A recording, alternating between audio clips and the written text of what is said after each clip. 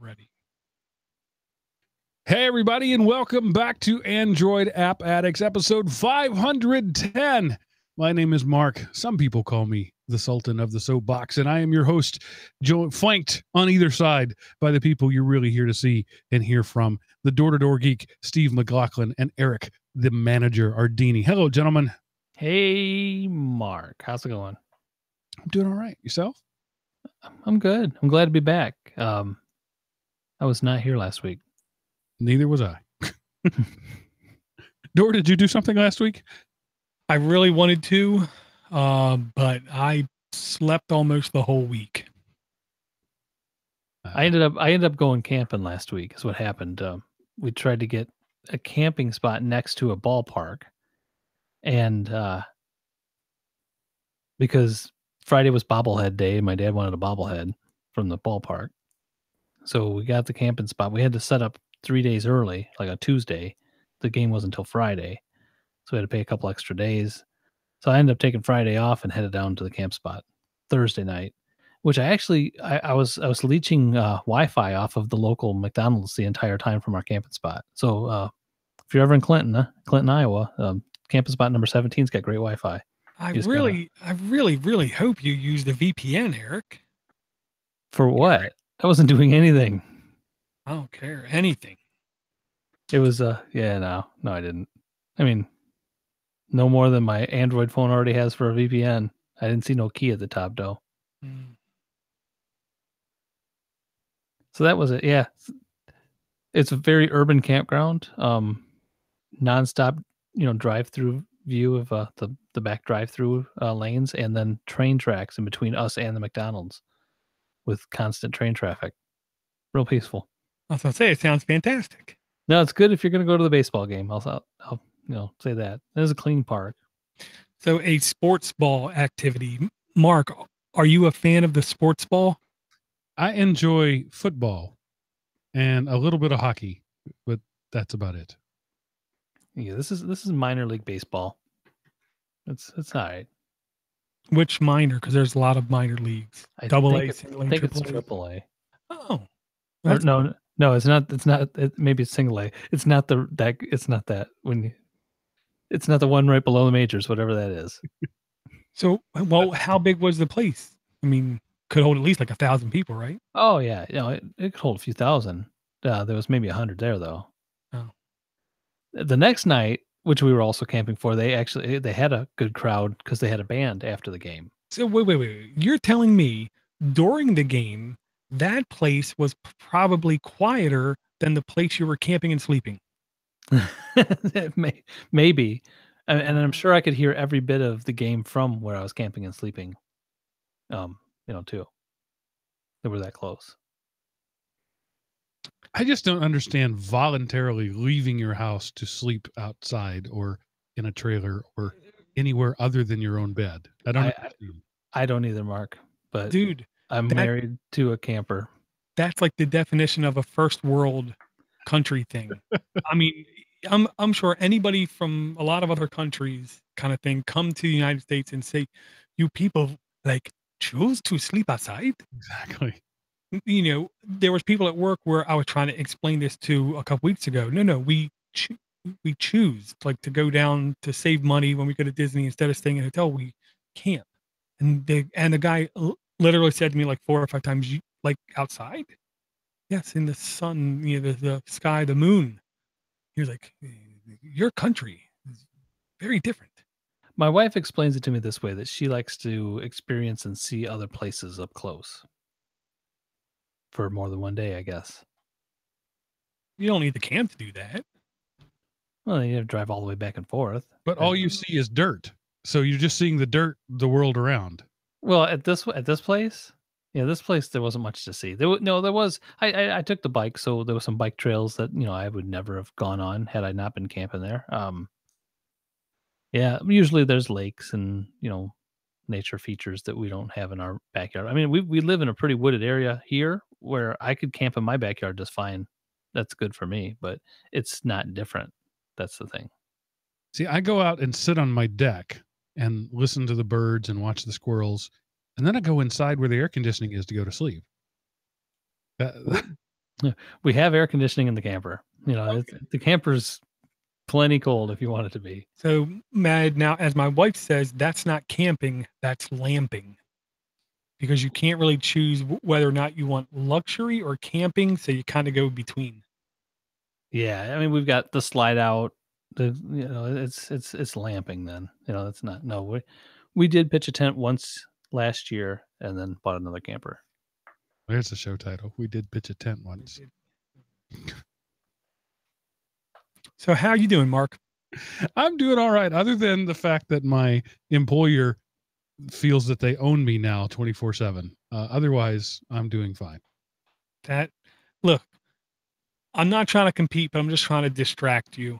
I had to go to training this week involving SharePoint, and being not a fan of Microsoft or Cisco or Apple or most of those big companies, having to go to training involving SharePoint, which I call in a candor conversation something slightly different, besides just the name SharePoint. It is maybe the worst piece of software I've ever been forced to repetitively use for any length of time.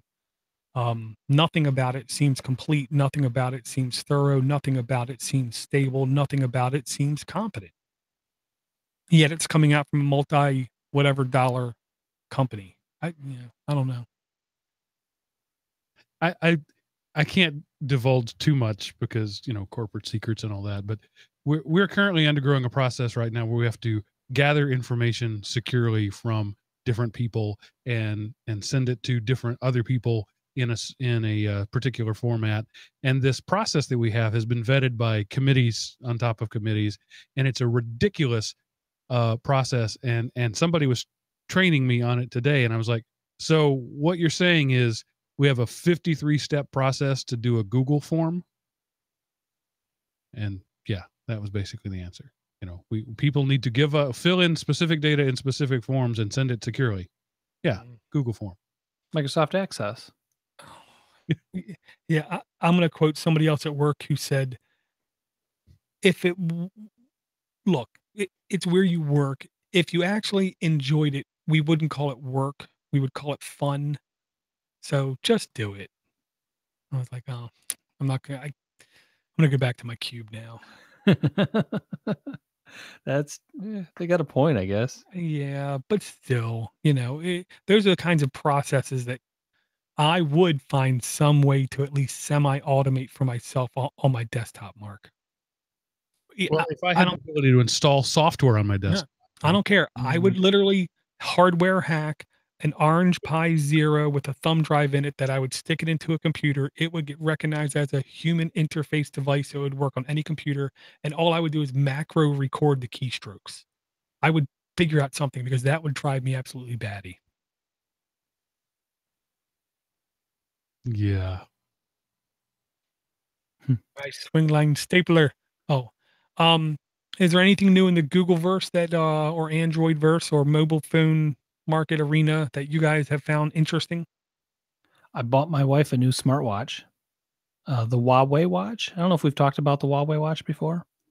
I am interested in that. I'm interested in hearing what you have to say about it.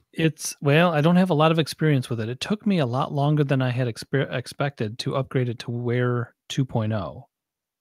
Because it's a couple years old watch, I think. I got it for $99 online, refurbished. It's nice looking watch. But yeah, it was a process to get all the updates into it. It took a while. I was, my smartwatch doesn't have a speaker, so that was a good plus. And my wife was surprised that she was making a complete telephone call back and forth over the watch, where I never had done that on my smartwatch. The screen's beautiful. I thought it was going to be too thick and big for her wrist, but she hasn't complained yet, so that's good. And it's got the heart rate monitor on it. She wanted to get a new Fitbit, and I kind of steered her this way because the Fitbit interface looked so janky, and just they tried to make a smartwatch looking interface, but it was just so ugly and so I moved her this way. How's the battery on the Huawei? I don't know yet. I would say it lasts a day. It's not one of those 3 or 4 day ones though. Yeah, none of the modern and nothing you could put Wear 2.0 on, as far as I know, would last more than 20 hours or so. But if you get that much, I mean, if you can get up in the morning and put it on and take it off when you go to bed at night, I consider that a win. Yeah, I don't believe that's been an issue for her.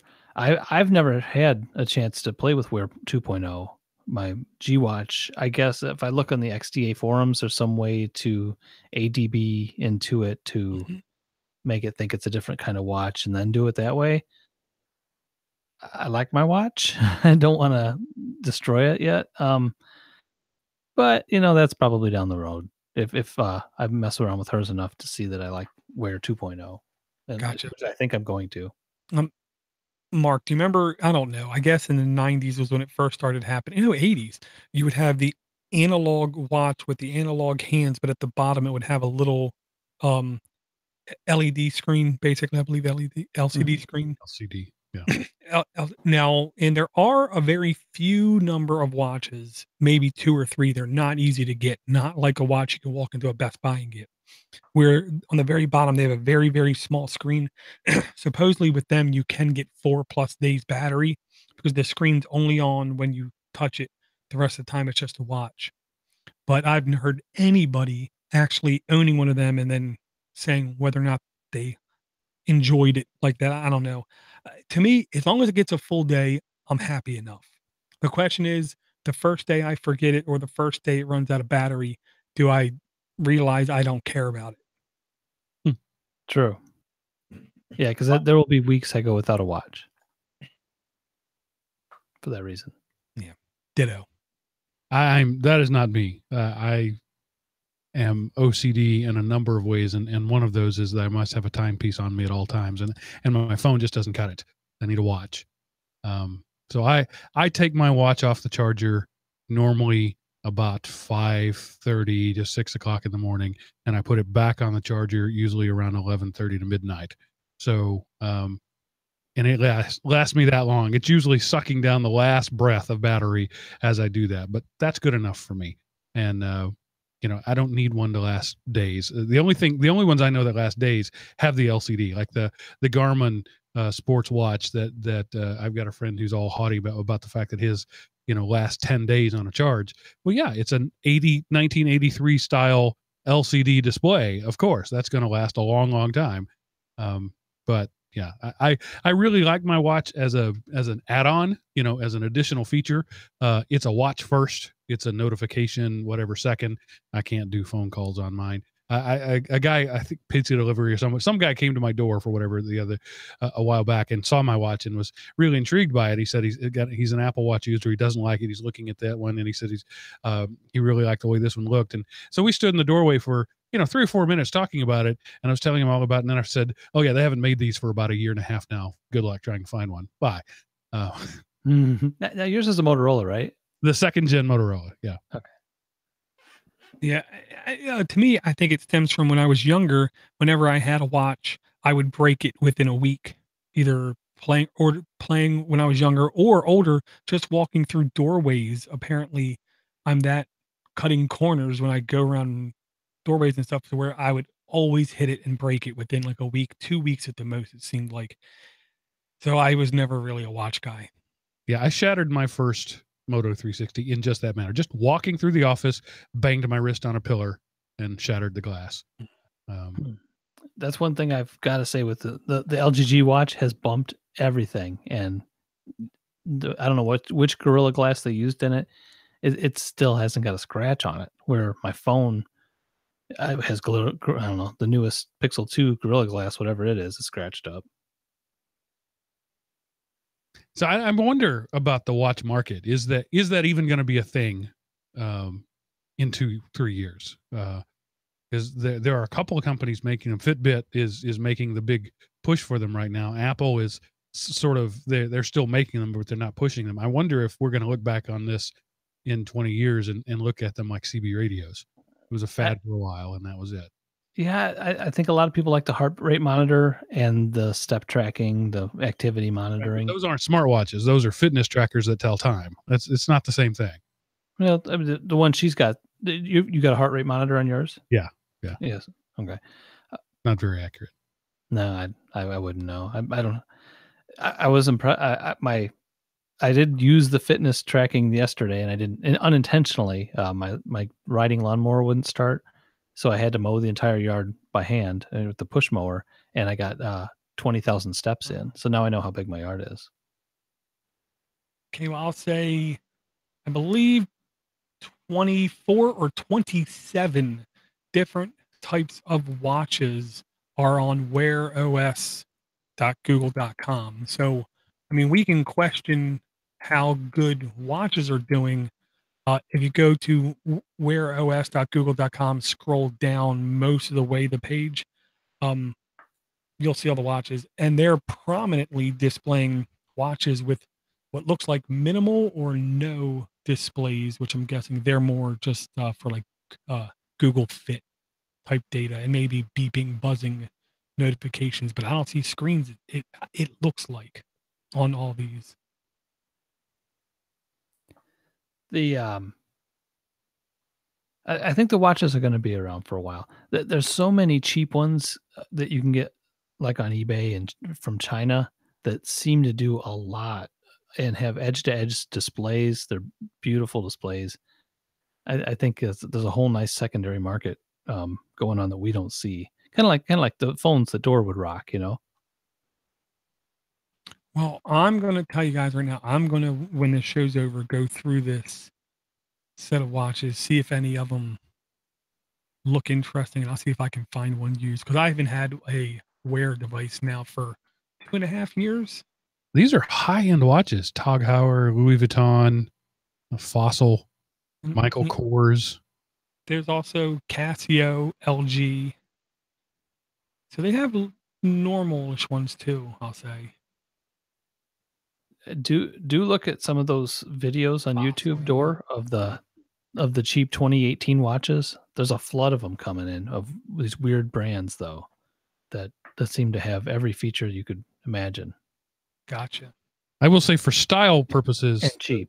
The Moto 360 with just a $12 steel band is just one of the most visually appealing watches. It just blew my white balance out of any of them still. I mean, even the ones that I'm looking on this website here, it's a visually stunning watch that unfortunately nobody cares to make anymore. That does look like her Huawei's, that silver circle. Very like similar. that too. Yeah. All right. That was fun little walk down watch lane. I'm bullish on smartwatches. I hope they continue to be a common thing. I hope they get better. But you know, the millennials don't wear watches at all. Well, they're doing better than tablets because they took tablets off of the official Android website. So they put it back up. They got that going for them. That was a bug. They put it back up. I don't think it was a bug. Oh, let's say tablets now. Yeah, NVIDIA, Shield, Samsung, Sony. That was a bug. They didn't mean to take it down. Well, maybe it was a Freudian slip. Maybe. No, I don't think tablets are going anywhere. They're just not the general purpose computing devices that people wanted them to be.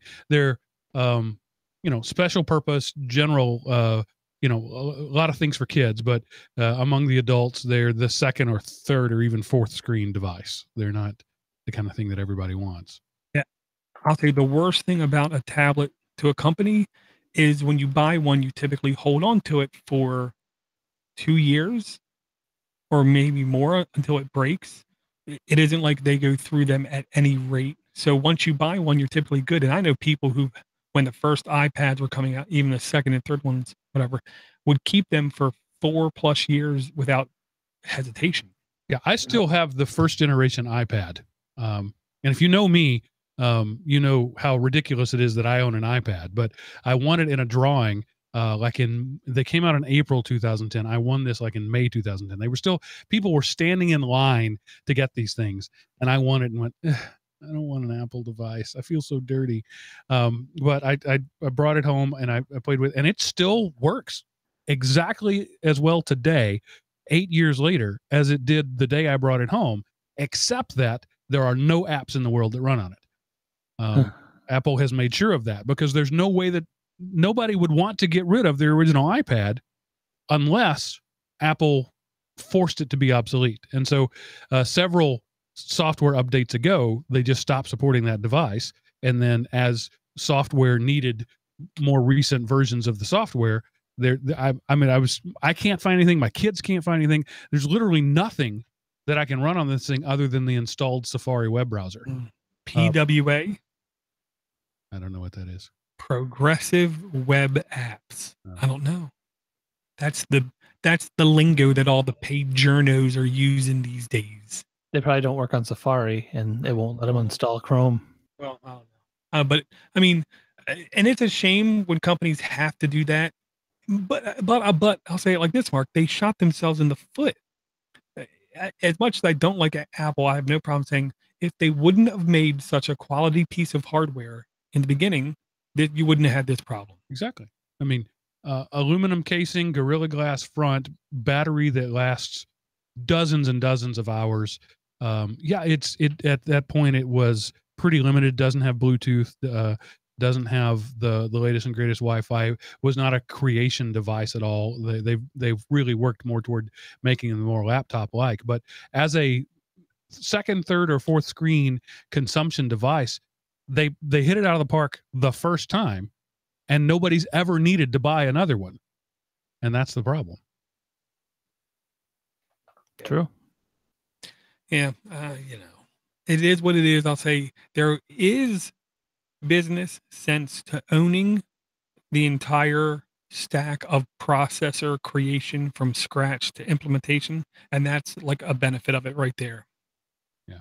I mean, think about this. I've had this for 8 years through 3 children. It's been their primary device through 3 children, and it's not got a scratch. Well, it's got scratches on it, but there's nothing wrong with it. That's good parenting, though. I mean, I've never owned an iPad, but I fixed a lot of broken iPads back when I had my shop. Yeah, but I mean, you have to really work hard to destroy one of these things. I don't know. I don't know what people do in their houses. They destroyed them pretty good. Well, and they sell so many of them. I was trying to explain this to my oldest son. Just because you buy something from a company and it isn't great, every product line, everything that's manufactured will have lemons that occur. The question is, how frequently are they and how bad are they? Because granted, they should catch some of them, but you can't catch them all.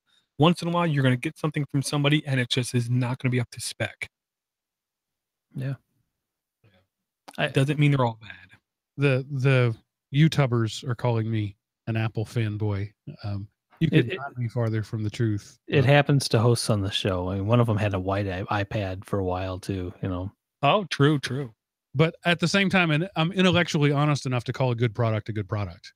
And some of Apple's products are good products. I just don't like the company and the way they treat their customers. Well, the Nexus 7 tablet's a great tablet too. But we don't need to talk about tablets too much. They're Android.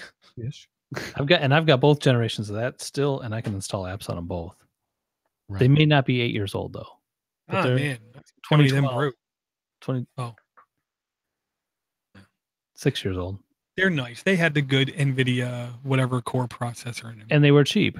They were like 1/4 the price of a iPad at the time. Well, everything's 1/4 the price of an iPad.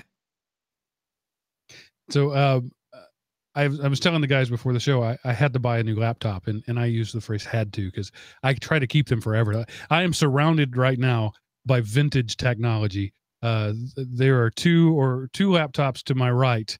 The newest one is a 2010 model. I keep things forever. So when I say I had to buy a laptop, it's because I had to buy a new laptop. And I was telling somebody at work about it, and they said, "So did you get an iBook?" And I was like, "Why would you even ask me that question? You don't know me at all. If you would even ask me that question." No, I would buy 4 HPs or 4 other things for the cost of one Apple, even if they were worth the money. I don't like the way the Apple OS works. It just, I don't know why. I just don't like it. And I think maybe, actually I started to say I don't know why, but I think maybe the reason why is I want to change stuff, and the entire Apple OS is designed to not let you change stuff. So like as soon as I get it, it's like, oh, I want to move this over there. No, this goes over here.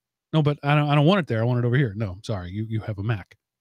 So I have over the years, I had a couple of extended test drives of Macs, and I just don't like the OS at all. Hardware, however, is phenomenal. Agreed. Not for the tinkerer. Right. All right. Enough about that. We could talk about my laptop. The chat room's wondering if they logged into iPad App Addicts. But we could be iPad App Addicts if they would let them install an app, but they won't. So, so I want to kick things off by talking about an app that I don't have a link for. I'm hoping Door will quickly get it up there. Yep. He says that we've already talked about it. I didn't remember that. Maybe it was before me, or maybe I was napping. But it's called Be My Eyes, and I saw a Facebook post actually about it today. And I think it's this phenomenal application that you log into it and you say, I am blind or vision impaired, whatever it is, or I'm a volunteer, and that's it. And so if you are vision impaired and you go to your fridge and you're like, I think I need to check to see if the date on my milk is bad, but I can't read the date on my milk. You pull out your phone, you launch the app, and you say, I need help. And, because it's a global community, there's pretty much somebody going to be awake in that whenever you are. If it's the middle of the night in the US, somebody in Australia, it's the middle of the day for them. So the system goes out and pings several users who are online. The first one to answer wins. You're connected immediately to a video stream, and the vision impaired person points their phone at the milk and says, what's the date on this? And you say, June 10th. You're a couple days over. And they say, thank you. And that's the end of the transaction. And I think it's such a simple idea of people helping people. And currently there are 82,000 and change blind users and 1.4 million volunteers ready to help them. So imagine how instant that would be. They have a database of 1.4 million people to choose from. I have to imagine that it's, just nearly instantaneous help anywhere, anytime. I love the idea behind the app and the app itself. I just signed up today. It may be weeks before anybody asks me for help. But from all the reviews, it seems to work really well. Be My Eyes. So do you think the ping goes out to multiple people at once? Yeah. And then some people just say, and you pick it up and you're like, oh, you're too late. Well, it's like the first person to get to it wins. And then everybody else gets you're too late. You don't need it. You're not needed now. Okay. Yeah. Here's the only catch. While there is 1.2 and there's 77,000, as soon as you log in, the first thing you have to do is select what languages you understand. So there are people out in the world where I'm sure if they go to get to ask for help, they might not be able to find somebody for help just because of the language barriers. So what I really want to encourage people is, especially if you don't know English, get on this app, make yourself available, because it's always going to be needed. No matter how big of a number there are, they're always going to need more people, because Mark might be asleep, Mark might be in a meeting, I might be in training for SharePoint, but the more the better, especially if you know any other languages. So I downloaded this a couple of hours ago, and the first thing when you launch it, there's two columns there that tell you how many blind and how many volunteers. And there's 300 more blind people now than there were a couple of hours ago when I downloaded it, and almost 90,000 more volunteers now than when I downloaded it a couple of hours ago. So it is literally a growing community in every sense of the word. It's got to be. There's nothing. Other than it being spyware, I don't see anything bad that could happen. Yeah, guy in the tub says he remembers Door talking about this. Yeah, Door says we've already brought it. I don't remember it, but how could you not re-mention this? I mean, this is such an amazing opportunity. This is slacktivism at its best, right? I get to feel good for doing nothing. Yeah. Yep. It's a virtuous item that doesn't leave you broke. It doesn't make you have to sweat too much. One of their promotional videos said that a blind person called up a volunteer, and the volunteer gave them a play-by-play of their kid's basketball game. That's awesome. Yeah. And so good on the volunteer for having 3 hours to spare to do that, But yeah, he was just sitting there number 5 gets the ball, and he's just narrating the game. How cool is that? What if you were wanting to be a basketball announcer, and this would be a great way to practice? If you could get one blind person to go to a game every week, you would get more exposure and develop your craft. Yeah, I can't. This is a great app. Yeah, 4.9 average reviews out of 7,400 reviews. So everybody has everything good to say about it. It says right now the ratio for English speakers is huge. So, I get that. And that's, unfortunately, I don't speak Spanish well enough to do that. I do speak some Spanish, but not well enough to actually do something that counts, But all of the reviews are incredibly positive. And I wonder if it's, a lot of people like me who feel good about having installed it. So I'm going to leave a 5-star app because it makes me feel good.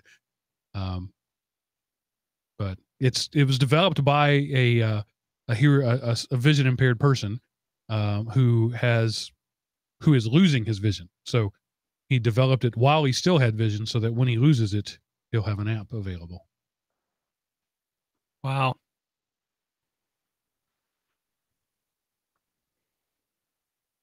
All right. Top that. Good app. I don't know if I can. I'm sure, honestly, I'm looking at my tank right now and I'm pretty sure I can't, but I'm going to try at some point. Dor, do you know when we brought it? What show number? Do you have that? Andy? 484. 484. So it wasn't that long ago. I wonder why I remember it. Months ago. That's Yeah. what I'll say.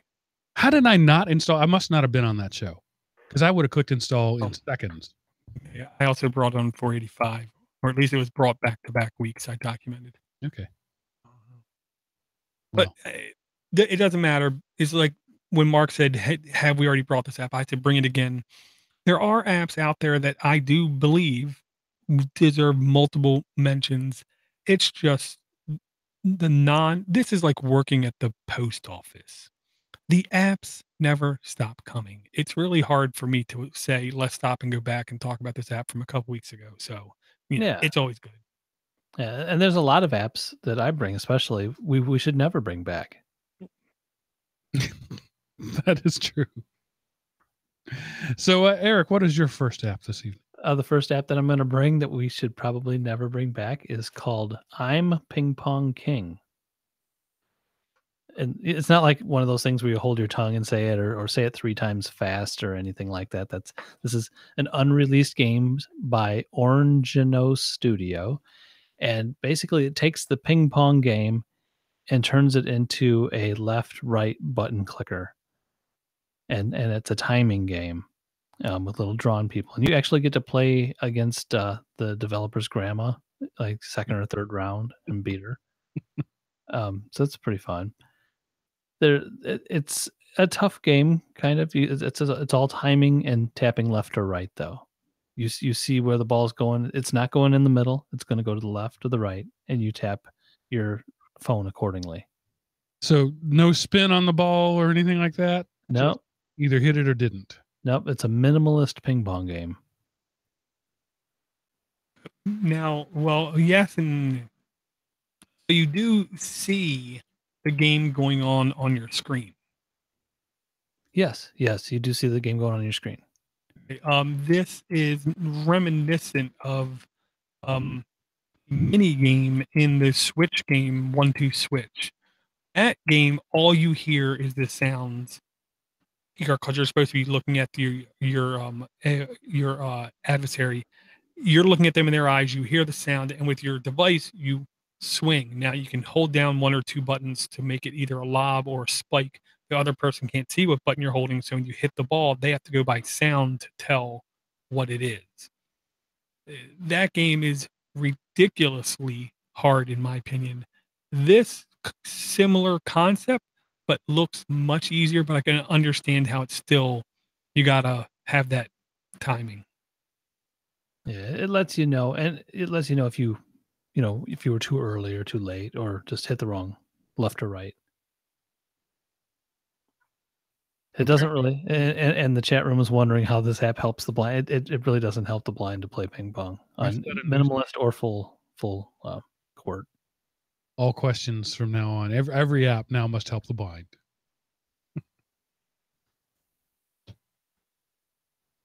Did you enjoy playing the game, Eric? I did. It was fun. It's cute the way it's drawn. It's all like stick figures with big, big circles for their bodies and heads. They move kind of funnily. It starts out really easy. Is that one guy playing with a hot dog? I didn't get to that level. That's you. If it's the bottom one, that's just his paddle in motion. That's the motion blur.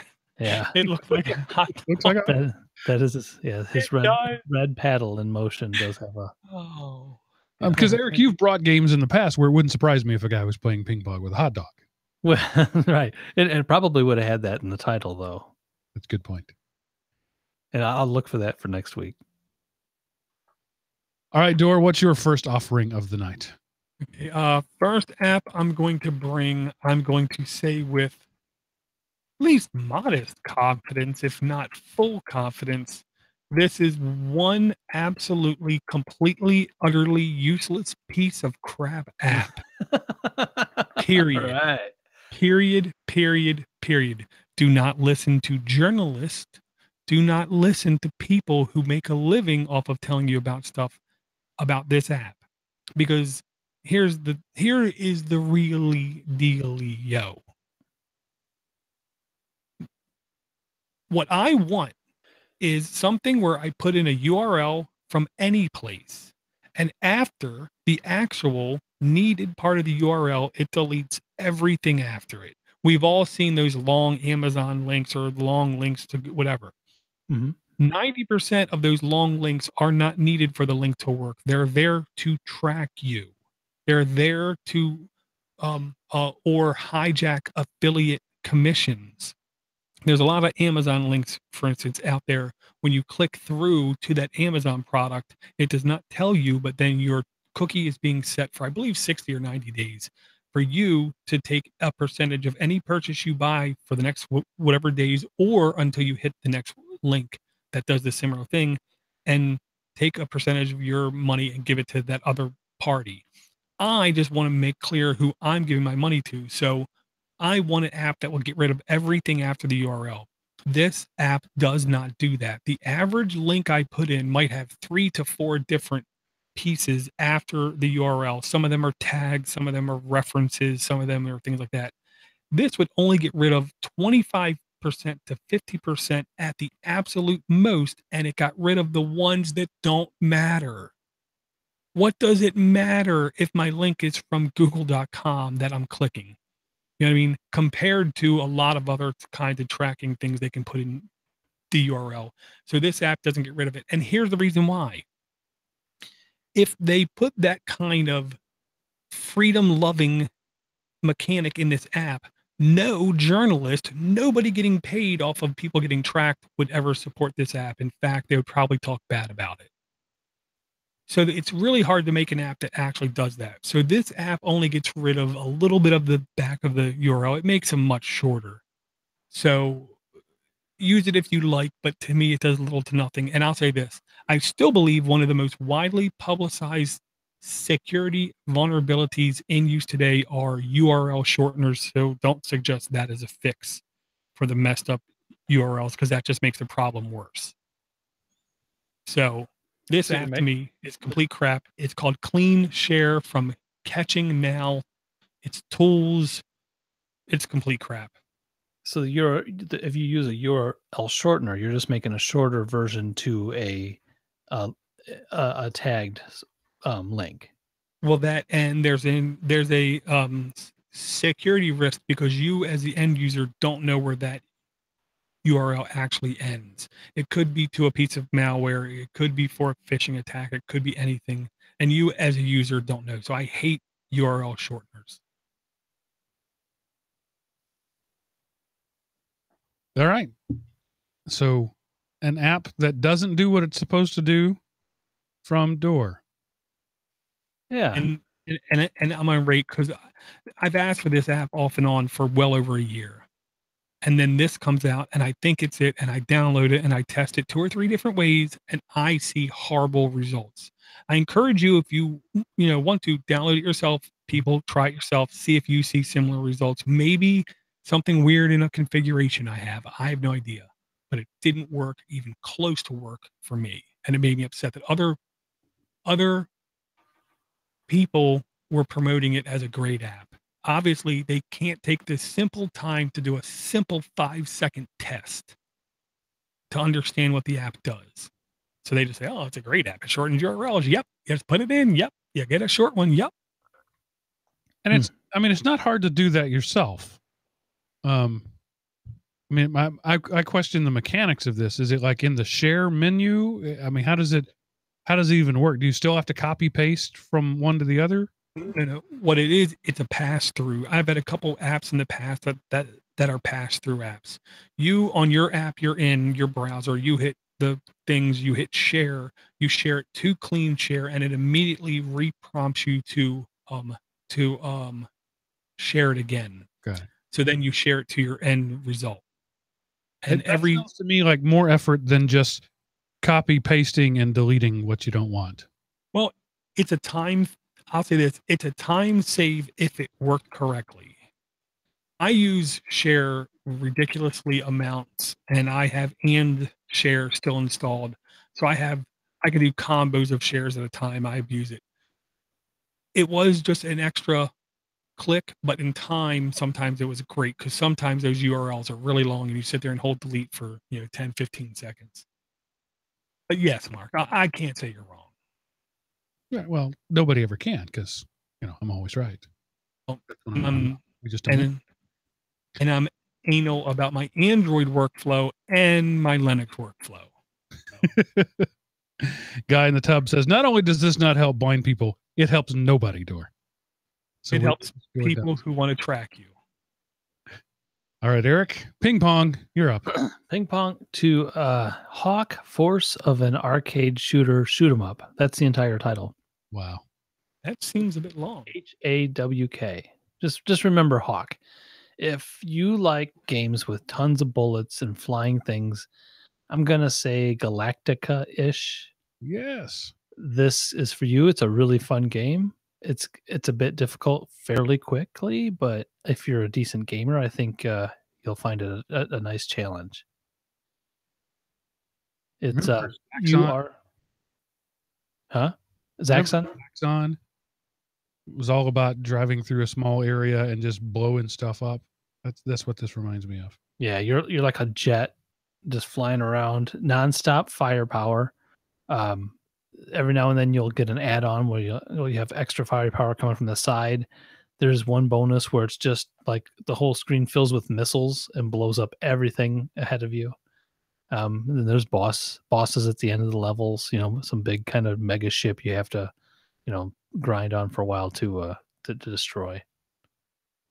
It's a fun game. Yeah, this is in the same category as like the bullet hell shooters, except it isn't bullet hell, it's like bullet limbo. Because there's a good amount of bullets on the screen more than a couple times, but the bullet hell games go crazy with like 300 bullets on the screen at one time, all coming at you. But this does look well paced, is the way I'll put it. And cooperative multiplayer. That's cool. I have not tried that. I did not even realize that. Huh. Team up with your battle brothers to overcome challenges or join forces with random players for even more fun. Sounds like again. It's a fairly new game, updated May 22nd, 2018. Does have in-app purchases from 99 cents to $109.99. No idea what that could be. It's by my.com BV. And it doesn't say anything about ads, so that's a plus. Well, reading through the reviews, they don't need ads because to actually enjoy the game, you have to buy stuff. I didn't. Every update makes it harder to progress. Crappy loot, low rewards, expensive to upgrade, playing costs, slow refilling iridium. Every bit of this game is tailored towards milking money from the player. Don't expect to get anything worth from the free box lottery. So, I mean, I find that the case in lots of games where you can enjoy it for an hour without paying. And then after that, if you want to level up, you got to pay or uninstall. And I generally choose uninstall at that point. Yeah, there was something I was playing a game, and it was basically time. The more time you spent, it just went away. It was really weird. I don't think it was this game though. Yeah, that's Hawk. I like the style of it. Yeah. When it comes to games, I don't want to say I'm cheap because I'm not cheap, but I'm frugal. I just don't like grinding in any game ever. And at the point I've mentioned it before, the point at which you make me grind, I uninstall. Well, when I say grind, I mean you got to attack the same part of that ship a bunch of times. Not grinding where you have to go, plant crops, come back later, harvest them, plant crops, harvest them. Not like that kind of grinding. We'll play through the same levels to get the crystal that you need. Like there's the Marvel's Contest of Champions game. It's one of those where you have to play through the same campaign like 5 times to get the crystal that you need. And if you don't collect all those crystals, you finally get to a point where you just can't win. So it's just that classic grind until you. I don't understand the game metric. I've whined about it many times before. I'm not going to do it again. But just reading through the reviews, it looks like this game quickly turns into that. I'm not that good to make it that far. I was going to probably say that.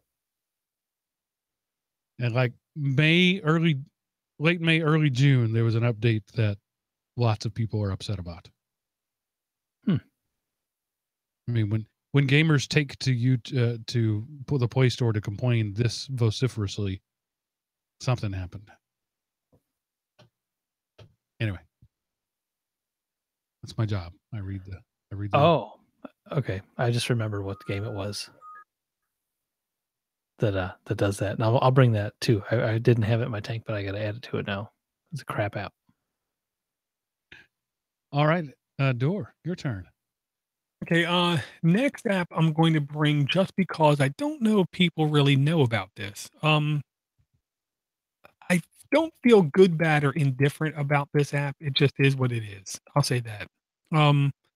Everybody wants competition. I at least like to believe that, Mark. Now that I say it out loud, I hope everybody likes competition because we all win with competition. Amazon, eBay, Walmart. Those are the big online places in this country where you can buy things. Overseas, you got Alibaba, AliExpress, and a couple other big name sites. But Google is not one people think about, even though they've had Google shopping for years and years and years and years. Well, Google Express is some level of competition for that, is what I'm going to say right now. To install it, it's an app. I did find it difficult while in the app to find a way to go to an external browser and look at that item. It's all encased in the app, and you can search for select goods. It does take your location into consideration. So if you're in a more heavily populated area, I do believe you'll see more deals. I'll say that out loud. I believe, and it offers express shipping on all these items. And I'll say this: if you just want to check it out, download it, leave it installed, I believe, for a day or two, and it should prompt you in the notification area with a deal code you can put in on any purchase and save 30% up to, I think it was $100. It was a good amount of money, I'll say. So I encourage competition. I don't know if Google's a company to do it. I don't know if I want Google to be the company to do it, but at least it's competition to some of the well-known online shopping spaces. Yeah, good bring. I mean, we probably have brought this before, maybe not, but I had it installed before and I hadn't thought about it, and I just ordered something off of eBay after doing a lot of research, and I'm waiting for a really slow boat to bring the item now. I wish I would have had one more place to look, and I'm still going to look at this one too because it was cheap enough. I would order a second one if I get it quicker. So we'll check it out. Yeah, I believe they take location into consideration is the way I gathered it because Google doesn't sell anything. Every link clearly says available here, available there, available. So they don't hide that fact. On Amazon, whatever percentage of items you buy from Amazon, you're not actually buying from Amazon. You're buying from a third party using Amazon like eBay. This one, at least to me, is clear about where you're buying it from, which I kind of like that aspect a little bit. Robot in the chat room says this is how he shops at Costco without having a Costco membership, which is a very good tip. Thank you. Apparently, Google has a Costco membership. Yeah. Well, that's actually good to know because I just bought a external USB hard drive, and one guy always tells me, "Go to Costco, go to Costco, go to Costco." I don't have a Costco membership. I'm not getting one. I have a BJ's Wholesale Club, and I don't remember seeing good deals on hard drives there. So I just then got told Western Digital was having a sale on refurb external USB 3 1 terabyte drives, $29. So I jumped on that and ordered it. I should be getting it beginning of next week. Nice. Yeah. So I was ordering breathalyzers. There's some way if you buy a cheap enough breathalyzer, you can measure the ketones in your blood instead of alcohol by the alkaline in your breath. Robot says that Costco has a $5 fee if you don't link your membership. So everything you buy costs $5 more. But at Costco, that could offset. Yeah, and if you have a coupon still taking 30% off, you still might be ahead of the game. I have heard of the breathalyzer ketone thing, Eric. I don't know how accurate they are, even when they're good or bad. And yeah, I don't know. I find it interesting, but I'm really lazy. Yeah, I think it's a yes or no. You're in ketosis or you're not. It's not how well you are. I just for $8, I figured it's worth to know it because I did realize something. I hate to bring this up on the show again, but drinking beer, I can feel that just kills it. Yeah, well, even ultralight beer, Michelob Ultra, and the lowest carb beers I can find, I think it destroys the ketosis. Oh, Yingling, there's no carbs in it at all. Oh, really? Yeah, I didn't know that. There's more than a couple beers with no carbs in it at all. Here's what I'll say, Eric.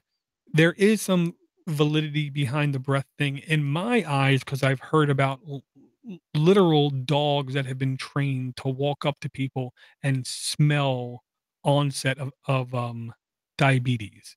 Mm-hmm. So there's something going on, I can believe, in the bloodstream, lungs, breath that could be noticeable by something. I don't know. Yeah. We'll give it a try for $8. If not, it's a party favor, and we'll just pass it around and see who got the drunkest.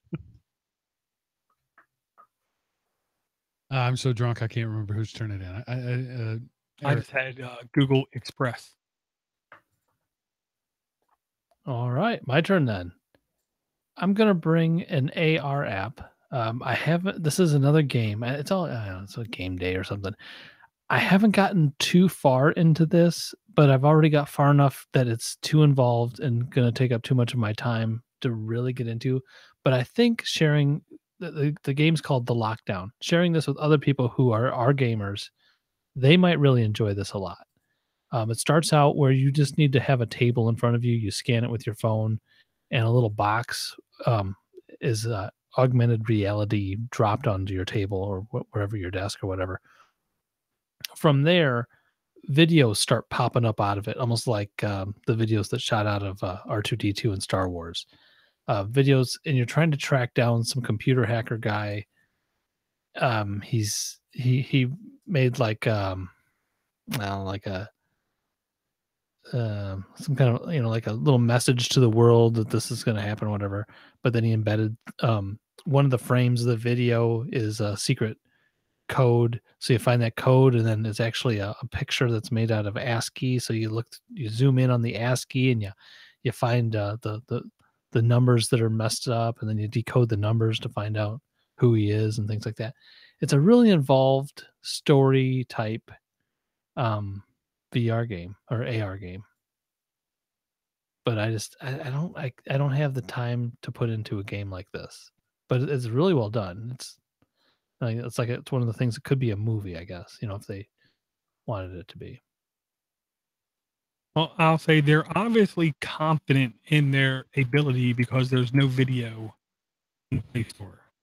Oh yeah, definitely. So to me, that says that they're confident in their app. They don't feel like they need a video kind of thing.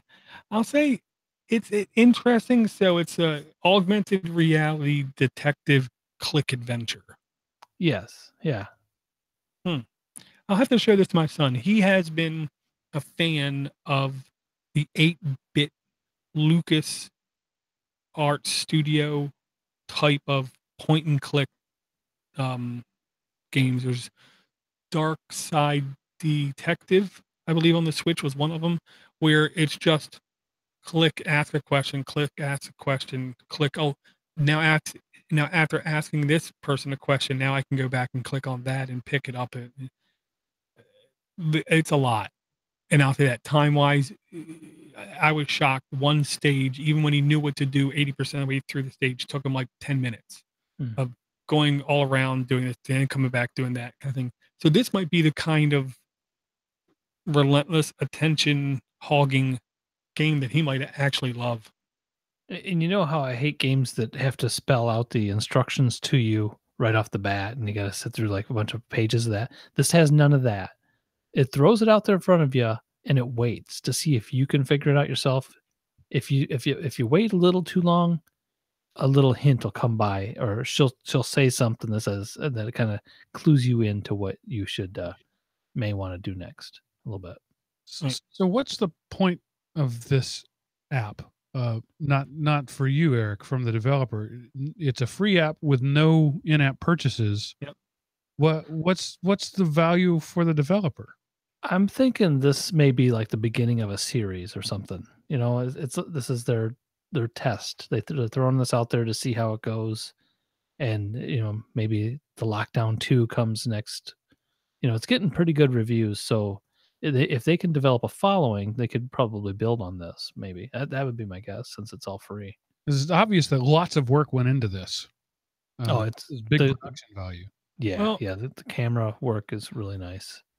I'll say I'm a little bit confused. The developer has a weird name.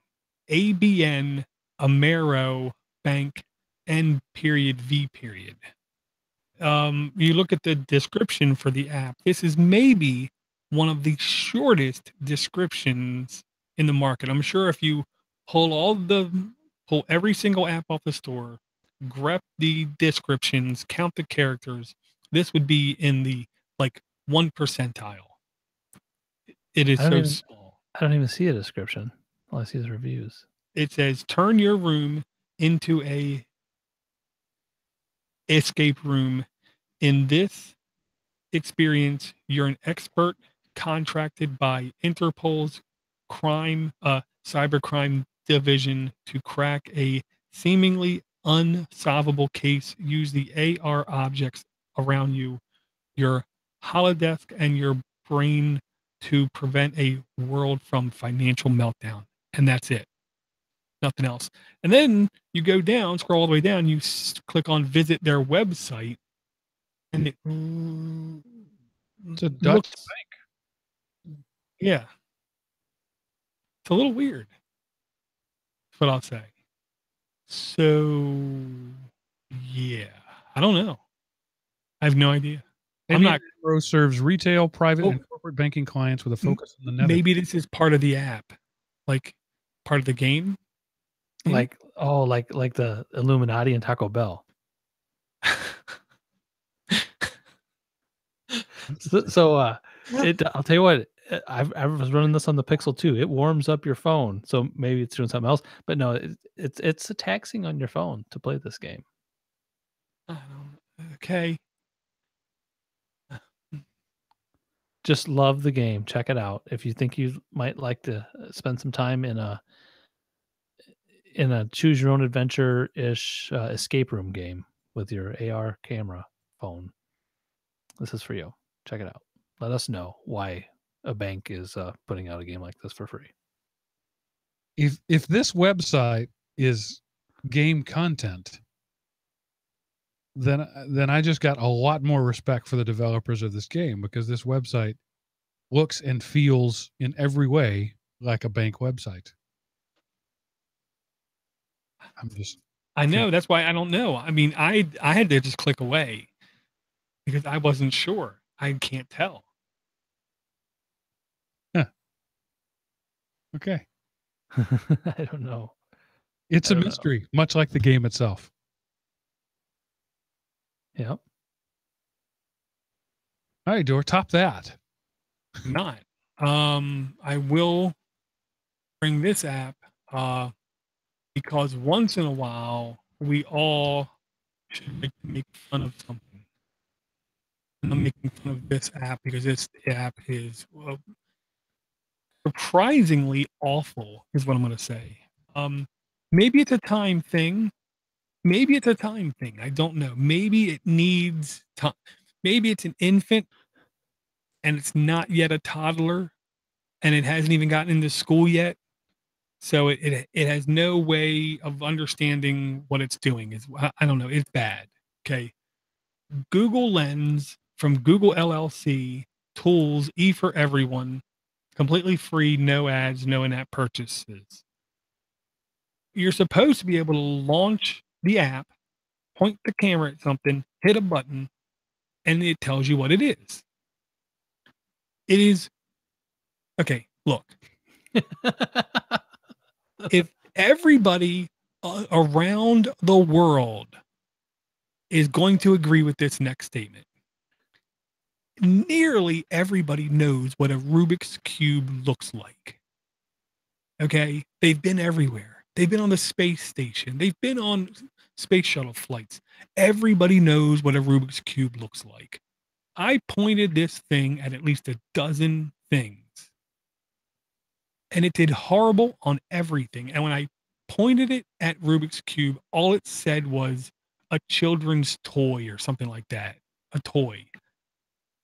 This sucks. I pointed it at a 3DS. It said electronic device. Is that the best you can give me, Google? Is that the best you can give me when I point it at a very well-known handheld computing device or a classic 1980s device that was probably even in Player One? Okay, Ready Player One, because it's a Rubik's Cube. Everybody knows what they look like. And this was an official one. I even had the logo in the picture on the white side.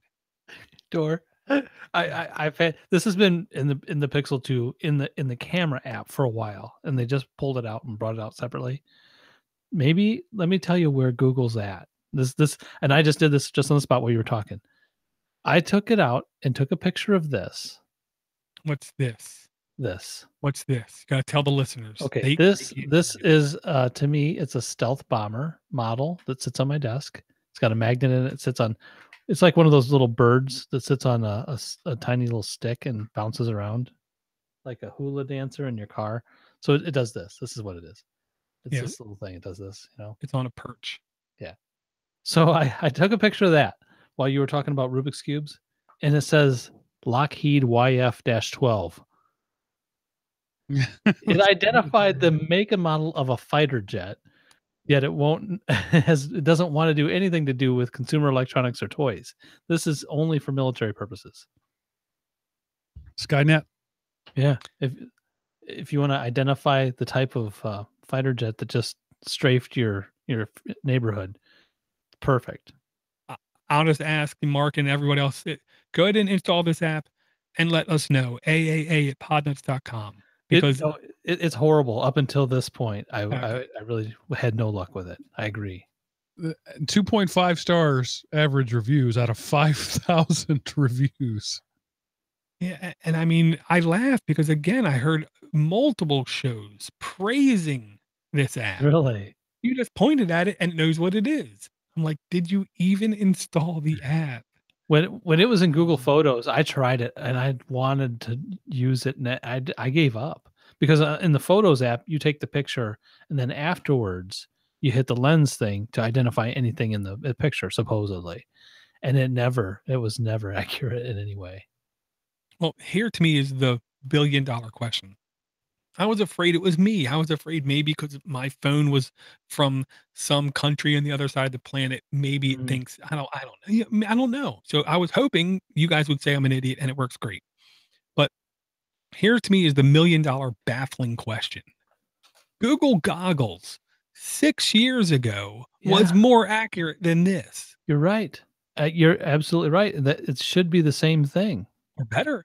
They've had 6 Well, years. or better. In computing terms, this thing should be able to take a picture of you from 100 feet away and say if you're in Kiamtosis or not. I mean, 6 years is forever in computing terms. But no, this app sucks. It's worthless. Yeah, I've had it on the Google Photos app for a while too, and it's really good with text. Yeah. So like I have a picture of my leaf blower because I needed the model number, and I am old, and so I couldn't see it, so I took a picture of it so I could get the model number. And when I click the lens version on that, not only does it get that exactly right, but gives me links to that model of device, you know, for spare parts and that sort of stuff. But I pointed it at my dog, and it just said brown dog. Literally what it said, brown dog. Thank you, Google. You got that right. But I mean, how impressive is brown dog? So I don't know. Like I just took a picture of a business card, and I used the Google Lens, and it created a contact. I can click add contact, and everything's right. Phone number, fax number, website. That's kind of cool, but we've already have apps for that. Right. You know, OCRs existed for 20 plus years. So, I mean, it's cool that works. I'm going to leave the app installed, and I'm going to keep trying it like once a month. But I mean, I think your original thought was right. It's infancy. I don't know. It's new. The AI hasn't had enough users to really develop its brain. So the battery in my Wiimotes died. It's a rechargeable battery that I've had since, you know, forever. And I wanted to buy a replacement battery. So I took a picture of it. I used the Google Lens button, and it gave me just the text on it. I was hoping it would give me a link for it. But yeah, it is very hit and miss. But again, when I use the picture of my chainsaw, it tells me the exact model and make of my chainsaw. So it's just odd what it can do and what it can't do.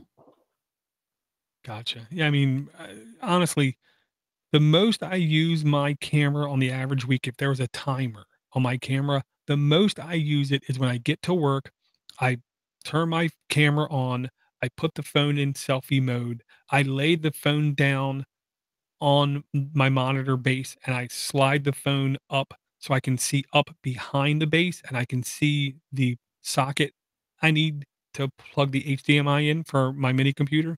And then I look down at the screen of the phone, put my hand around back, see the plug it up, turn the camera off. That's 80% of my phone usage during the week for a camera. What an excellent hack. That's a life hack right there.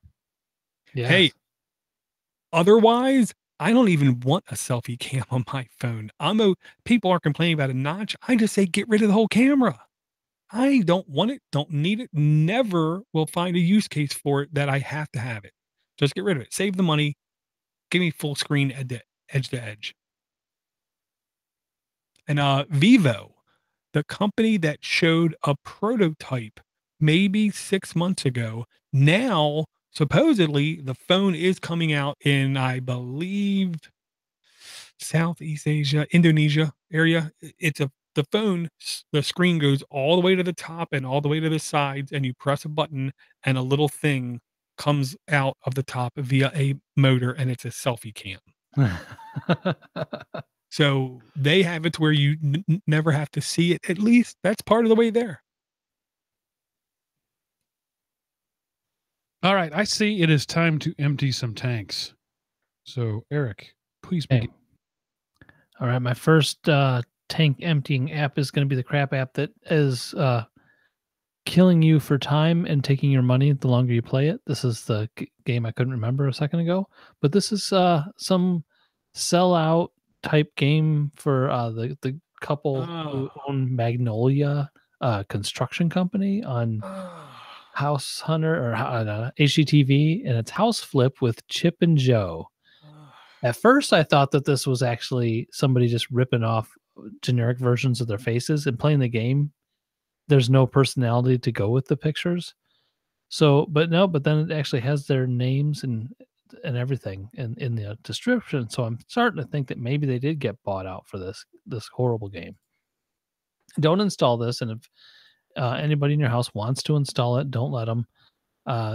This game, is a waste of time. And Chip and Joe and their show Fixer Upper has touched the heart of Southern women across this nation. And this is the kind of app that I could see all the women in my family, all 3 daughters and wife, spending hours and hours on this game. So just because it's not for you doesn't mean it's not for somebody.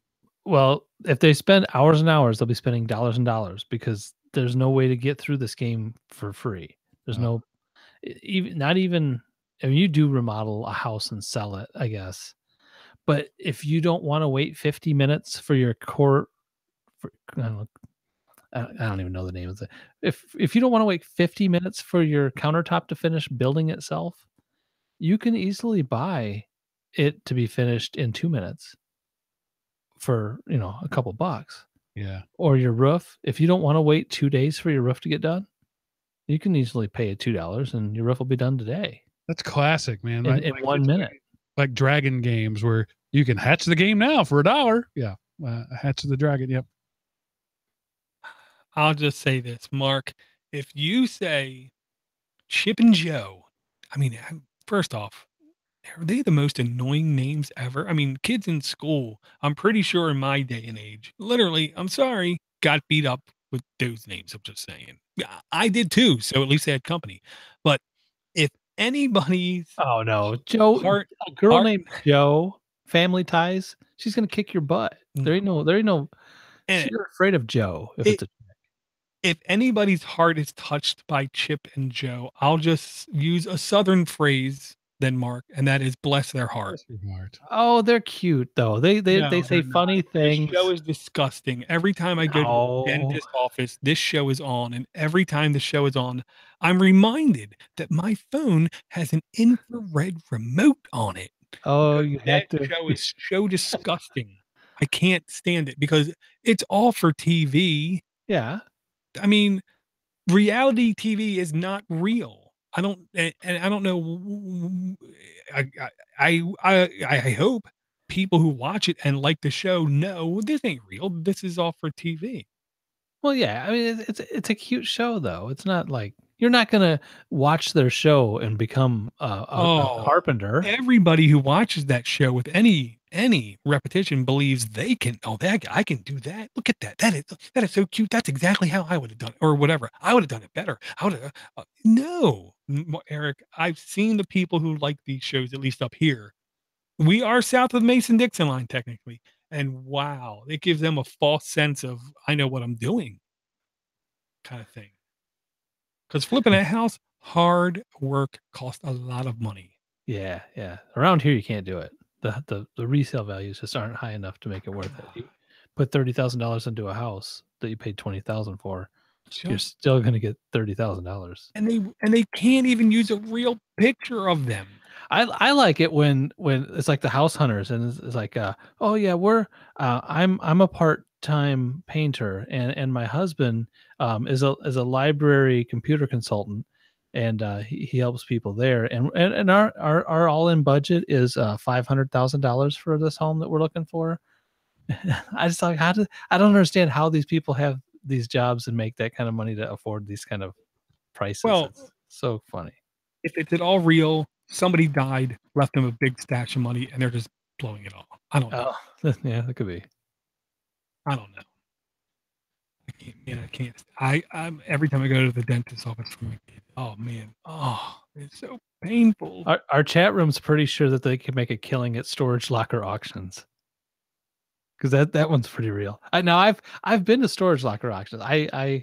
I did buy a couple storage lockers, but it was a very specific case, and I didn't have to take the trash with the goods. I get to leave the trash there because the whole place is getting demolished. All right. I'll just say the guy I know who's actually been on one of those shows, and I don't know him, but I've heard him speak outside the show, said, you have no idea how many hours of footage they had to record just to get that. So, Sure. Yeah. you know. All right. I've got one more app in my tank here, and this was Better? recommended to us from somebody in this Google Plus. It's called Dingbats Between the Lines. Oh. I don't know if you guys have checked this out. I had a math teacher who used to give these as extra credit, and basically it's some kind of a puzzle with words or numbers and things where like the name of it. It says READ and there's 2 lines above it and 2 lines below it. So it's like, I don't know what the name of those things are. A hidden anyway, that's read between the lines. The word read, idioms, that's what they are. So it's a puzzle game with a bunch of different idioms. If you like that kind of brain teaser, it's probably good for your, to exercise your brain a little bit that way. They're hard. There's some hard ones. Yeah. WOOLF. It's a wolf in sheep's clothing. Wool. Yeah. Get it. Oh man. See, my only Eric, you're bringing up traumatic events from my youth is what I'm going to say. In my area, my neck of the woods, on Channel 45, WBFF, Baltimore, Maryland television station, we had Captain Chesapeake on when I came home from school, and he was on from like 1 to 4 or whatever. And at the very end of the show, he would have brain teasers.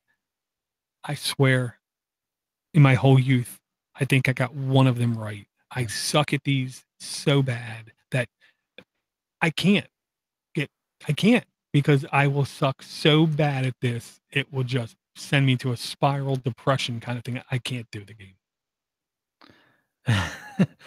Honestly, I didn't like the teacher that much, but he was okay. This was my favorite part of his class. I just know I sucked at him so bad. I don't know why. And it wasn't him; it was the math. I don't like math, man. Yeah, see, I'm pretty good at these sort of things, like the hide your head in the sand and the dog days. Looking at the second screenshot, the fortune teller.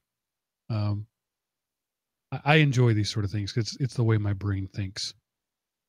What's the Pacific with the drop day? Oh, I got that one before too, because it's I have no idea. A drop in the ocean. Nice. Nope, not no. Yeah, you said drop A, and I know I can't do these, man.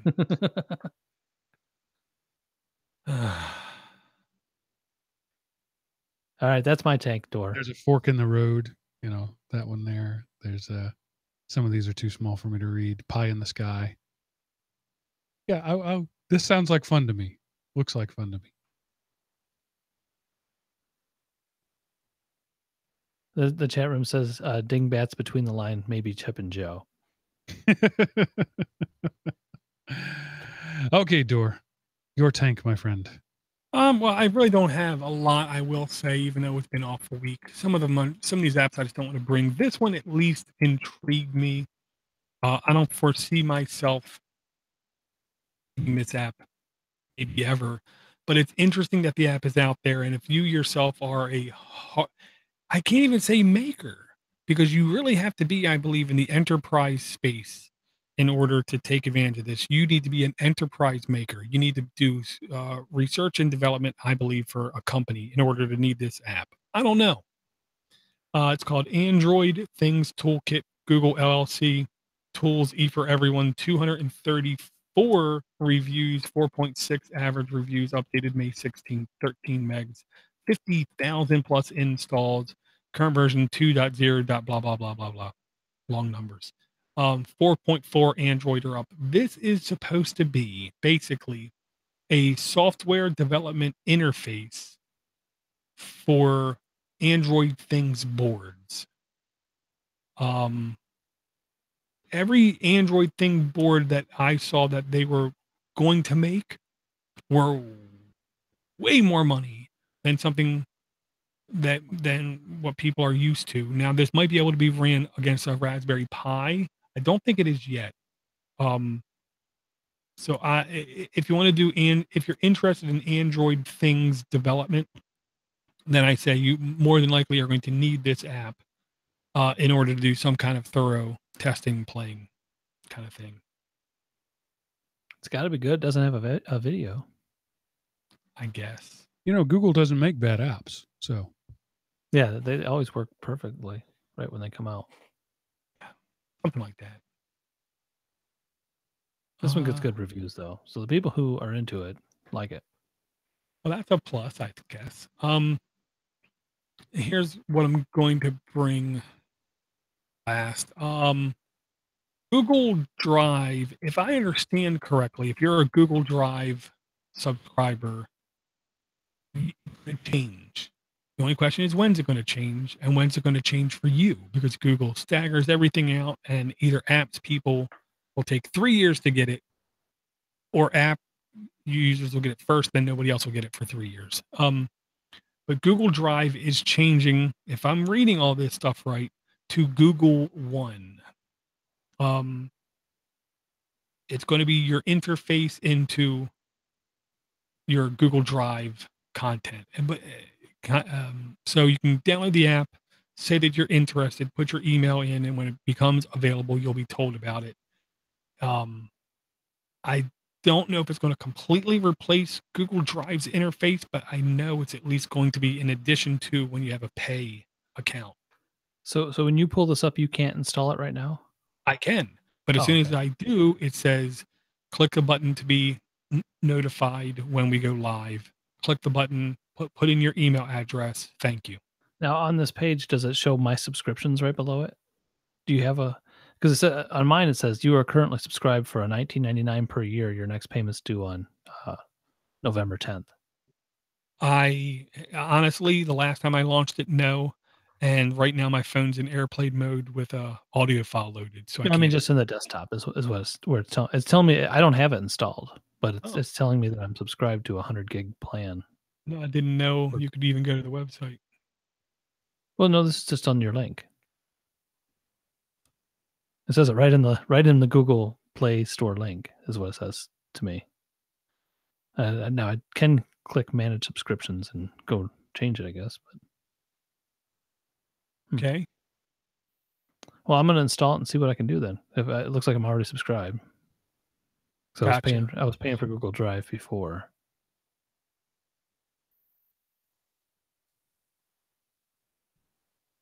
All right, cool. Sorry, I was doing Dingbats. I have nothing to say. Understood. Yeah.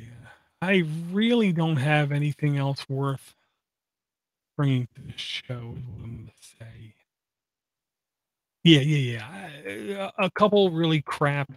I'm just going to vent real quick. I have a voicemail too. I got to play. I can't forget. I was looking for an app because here's the logic, Mark. I know how to do this stuff. I don't want to do this stuff. Simple web page. I hit the web page. First thing it does is check what time it is. When it checks out what time it is, it will then do a query against a backend database for things that happened within a time span, previous days, in order of how popular they are, display them so I could enter in my diet, what I'm eating.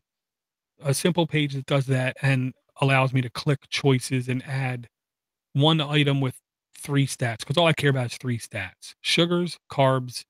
Well, I should care about sugars, carbs, protein, and fat, saturated fat.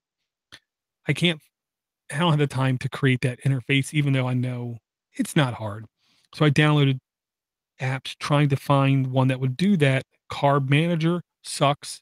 I'm not logging in using any social media thing, so I basically can't use the app. The app is stupid.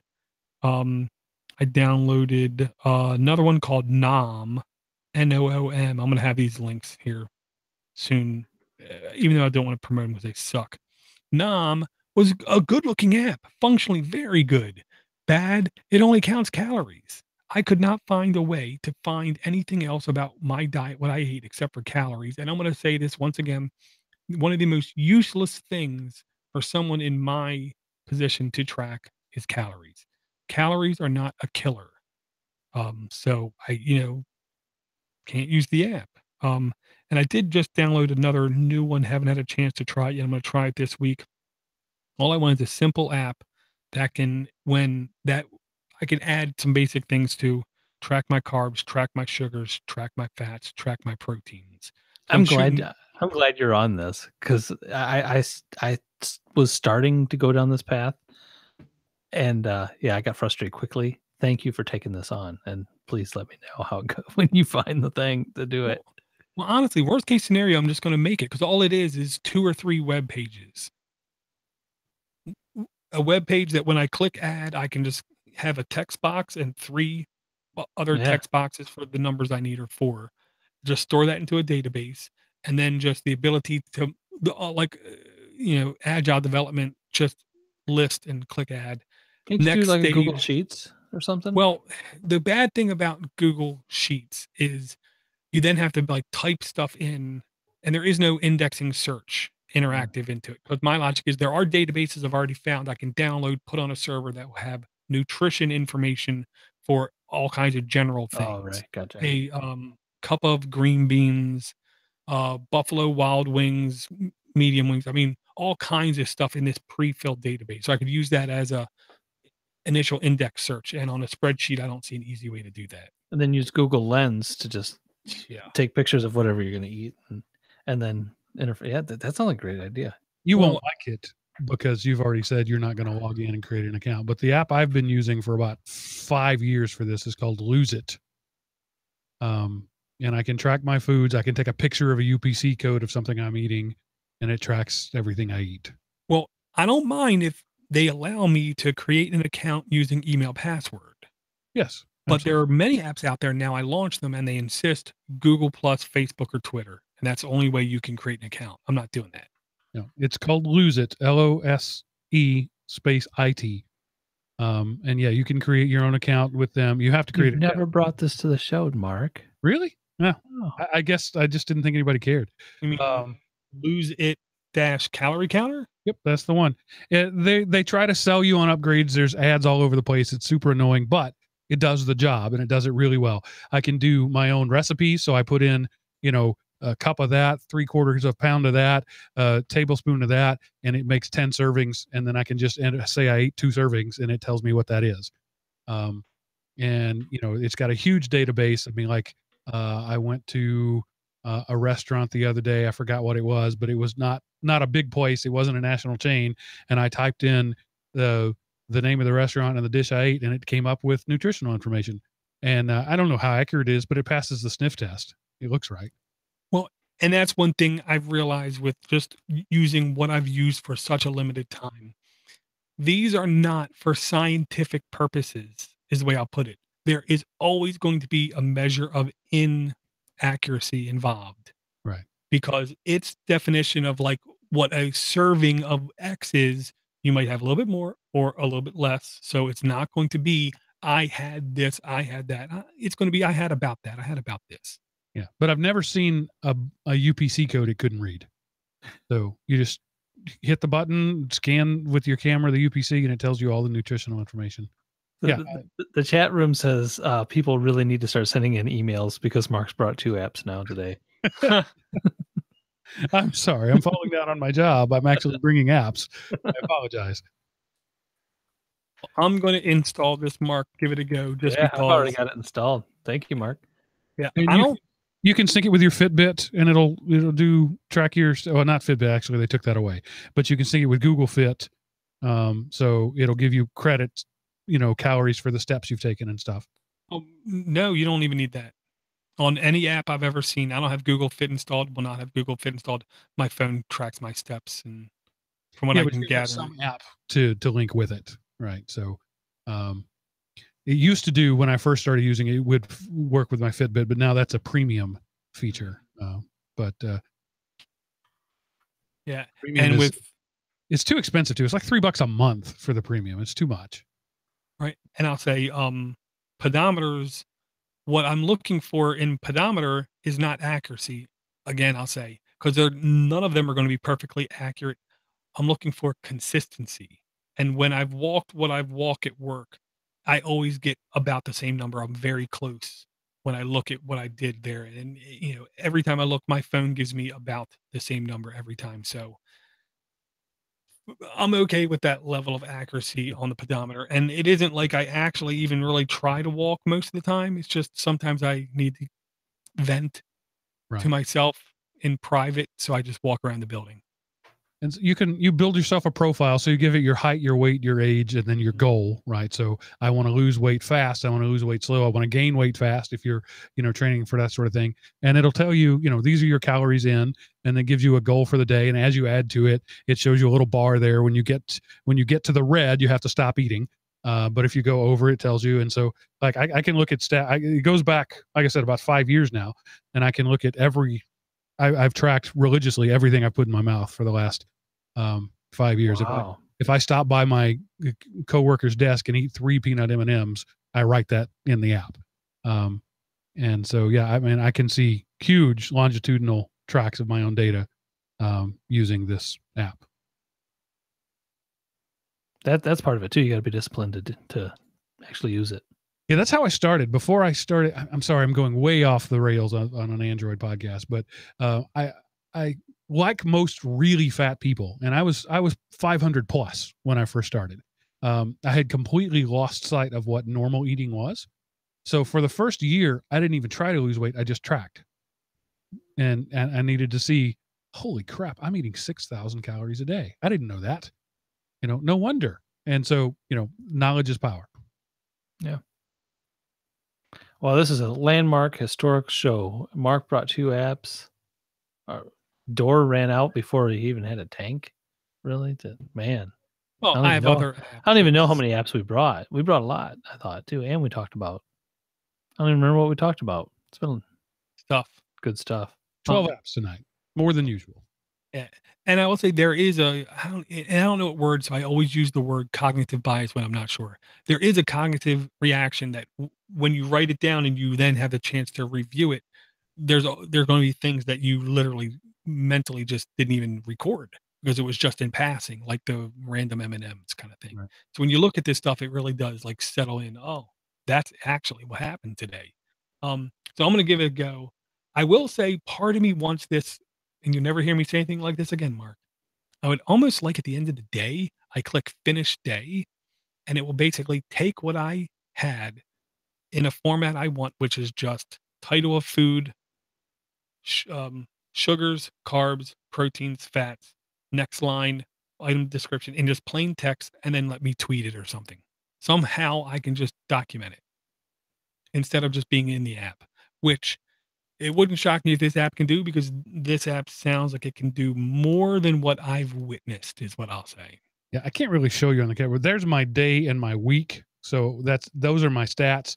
And there's no share button, but I could screen capture that and tweet it. You could screen capture it, then use Google Lens to take the text. Oh. Yeah.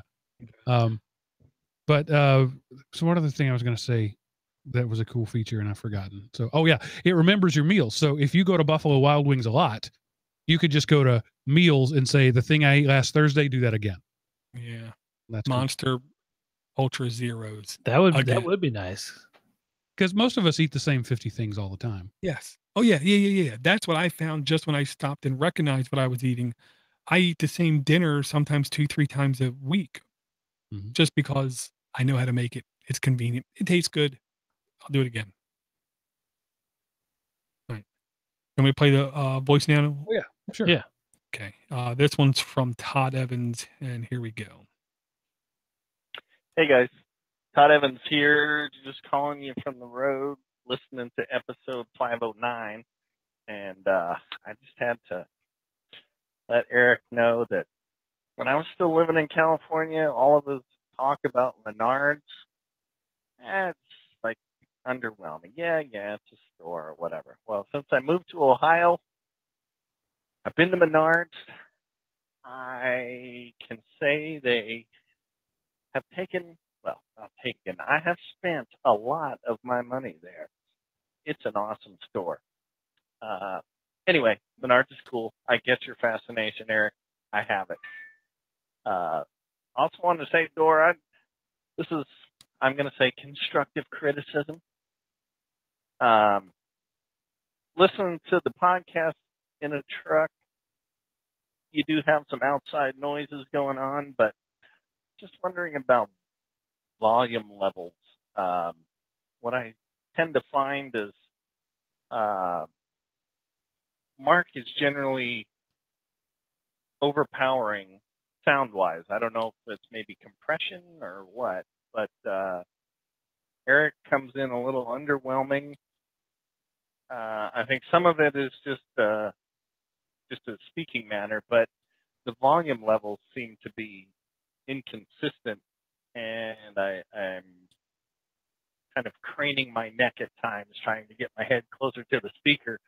But anyway, just I don't know if you notice anything like that on your end, but you guys, you always do a good job. I enjoy the show very much, and I am excited that it seems like a lot more people are participating in the Patreon. So anyway, keep up the good work, guys. Take care. I would ask him, am I consistently inconsistent? I think I've listened to the show at a regular speed, and it does sound compressed in a way where it sounds like it's trying to be sped up. I don't know what it is, and I don't know if it was just my player, but I did recognize that. I'm not sure. I don't know what that could have been, but maybe we should lay back on compression a little bit. I don't know. I do want to tell Todd that I'm a Menards fan, but I don't have a choice. There's no Lowe's or Home Depot here. All I have is Menards. But yeah, like him, I do spend a lot of money there. I'm there at least twice a week, probably. Well, here's the question I have for Mark, because I believe Mark is more educated than I when it comes to audio. First off, I have ears of lead. So any advice anybody can give me on improving audio quality, or if they hear something that they think is bad, you got to let me know, because I have ears of lead. Here's my question, Mark. The bounce meter on audio programs. Here's the way I think I'm led to believe how it works. Hypothetically, you take an EQ and you spread it out a foot wide. Okay. You have all the different channels, all the different frequencies, and it's a wave of this is high, this is low, this is high, this is low, this is high. You have what I believe is a broad range of EQ where your voice lays. I have shorter, and I think Eric has shortest. Here's my question. The bounce meter I'm looking at on my screen is one line thick. EQ, hypothetically, you can break down whatever, but let's just say 10 different frequencies. I believe the bounce meter I'm looking at when it's only one is if I were to take that EQ and rotate it 90 degrees so I only see the edge, so I only see the peak of the peaks hitting. So it doesn't matter if my EQ, when I play mine, I get to one level, you get to that level, Eric gets to that level. That doesn't mean they're going to come across equally loud. Does that make sense? A little. It has something to do, less to do with physics and more to do with the way humans hear. I run a hardware compressor. I think you probably do too on your rig, that compresses the dynamic range of my signal pretty dramatically so that I can yell at you or I can whisper at you. And it sounds basically the same volume, no matter what. That's the compressor limiter doing its job. So what you get is a highly compressed file from me. You get a less so compressed file from you guys, and then you compress it again as one of the last things you do. And so the compressing that you're doing, it's kind of like zipping a zip file. It can't really compress my file anymore, so I stand out more. So probably what you need to do is compress you two individually, then throw me in post compression. I honestly, there are weeks I don't compress yours at all, because when I open it up, it just looks too damn good right in the waveform.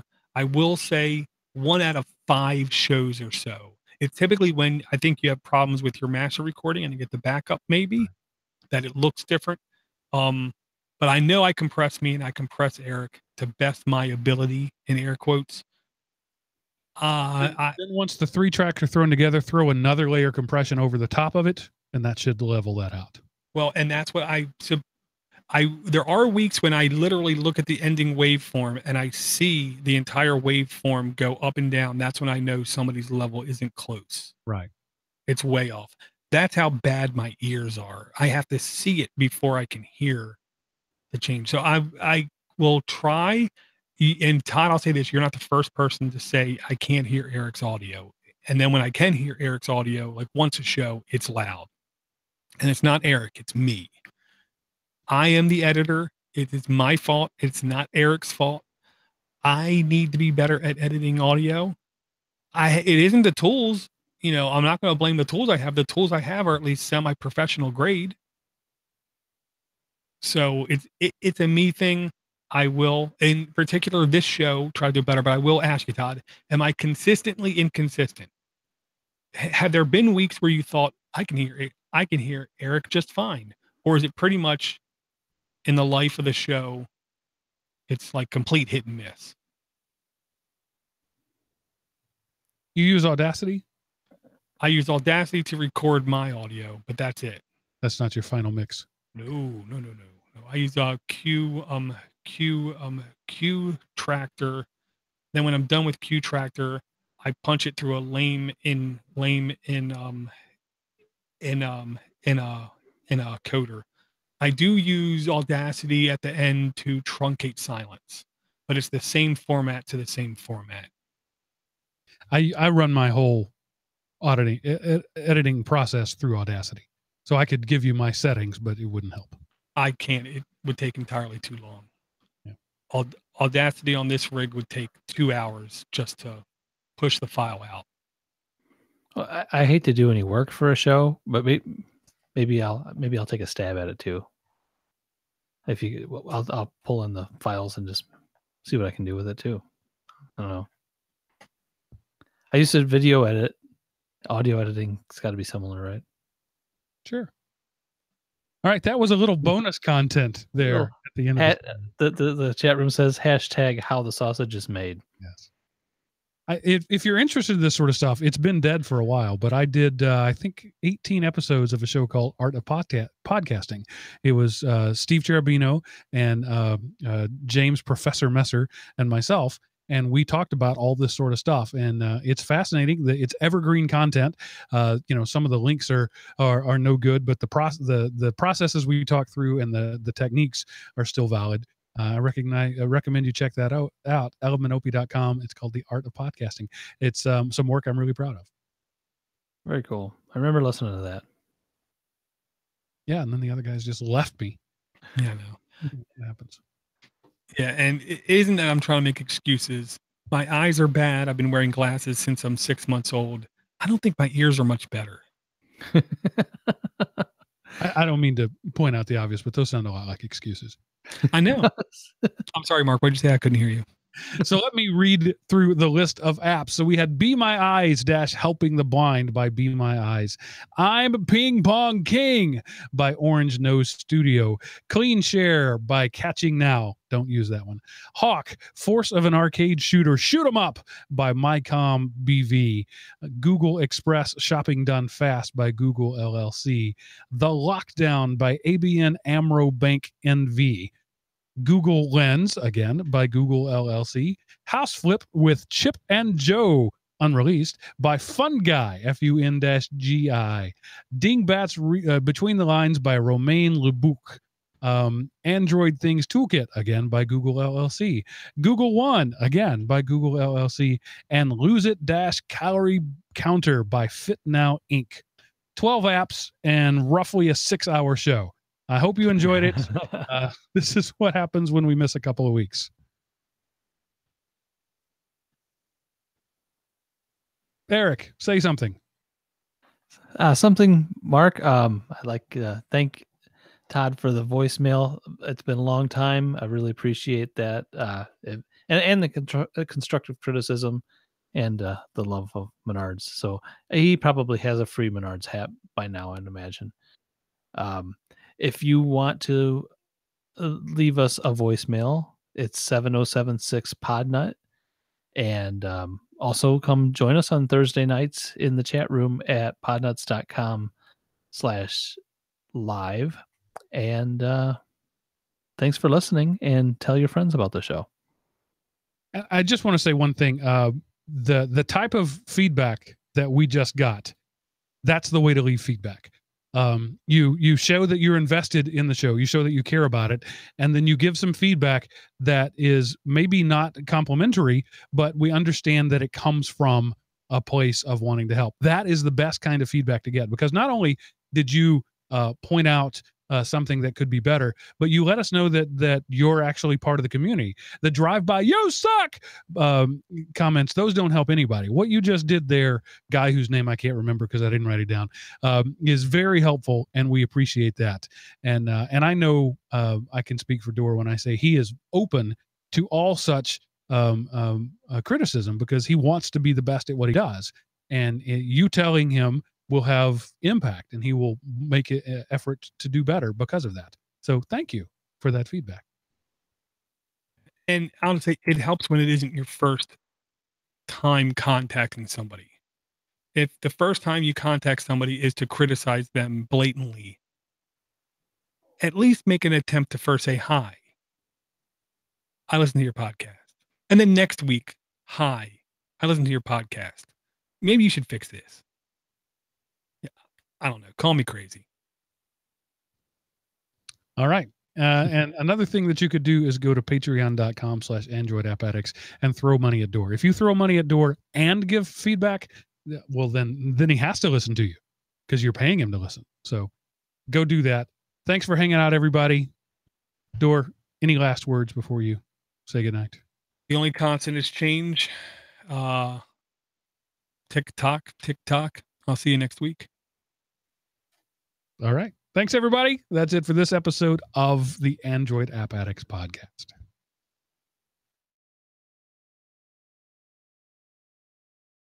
Stinking hot in my studio.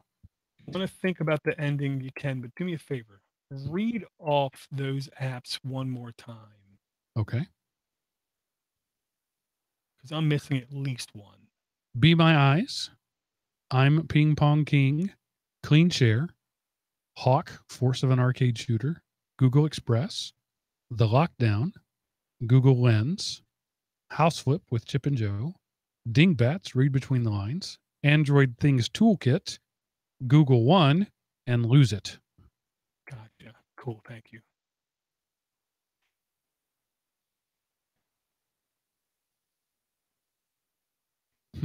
I need an intro. I bring 2 apps.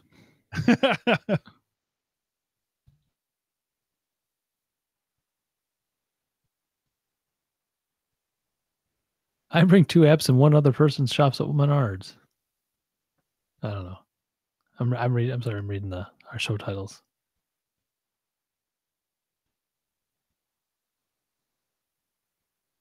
Bunch of free apps this week, man. I don't think one of them costs money.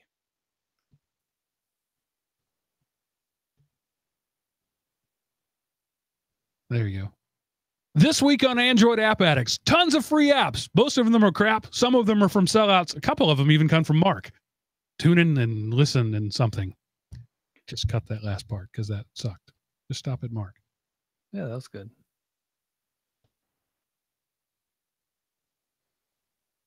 Oh, yeah, I gotta fill out Bethany.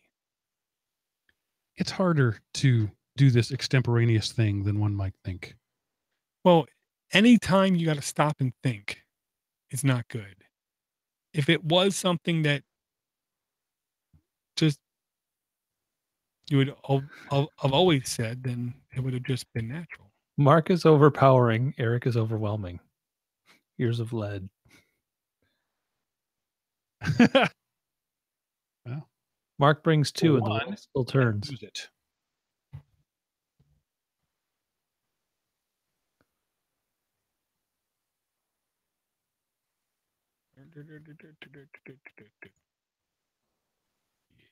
Save. Stop. Just cut that last part. I'm even come from Mark. Oh no, I have not stopped my Audacity yet. In my world, Eric. Been hanging around me entirely too long if you do that. Okay, now. Yeah, so the goal is I get this USB 3 hard drive and I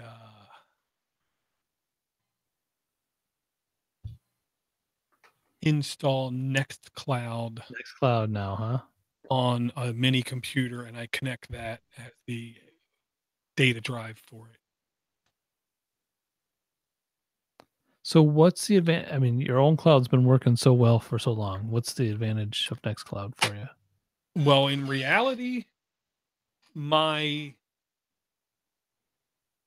own cloud is a little behind in security patching. Number one. Good thing that didn't go out over the internet. I know, that'd be a shame.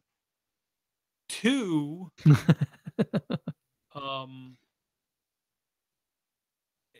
Nextcloud, I think, is more focused toward residential, small home office use. OwnCloud's trying to connect more with enterprises, I believe, like AD integration and crap like that. Nextcloud does have a secure VPNable teleconferencing thing too. So I can install it someplace. We're both on the service. We both connect through it, but then the connection just goes between us and we can have encrypted, I believe, audio or video conferencing.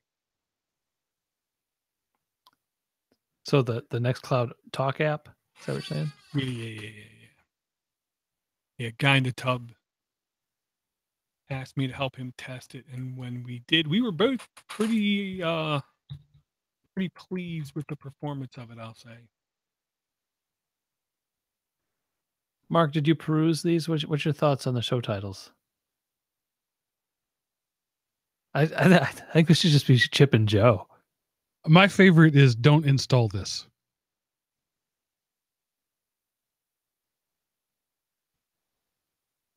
Years of Lead is pretty good.